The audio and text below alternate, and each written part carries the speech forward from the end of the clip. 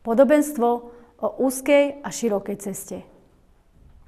Vchádzajte tesnou bránou, lebo priestranná brána a široká cesta vedú do zatratenia. A mnoho je tých, čo ňou vchádzajú.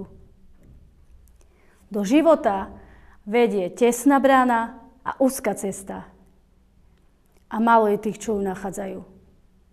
Nie každý, kto mi hovorí, Páne, Páne, vojde do nebeského kráľovstva. Ale iba tí, čo plnia voľu môjho Otca, ktorý je na nebesiach.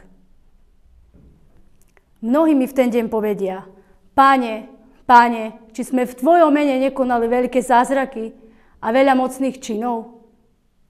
Vtedy im poviem, nikdy som vás nepoznal. Odiďte odo mňa vy, čo konáte zlo.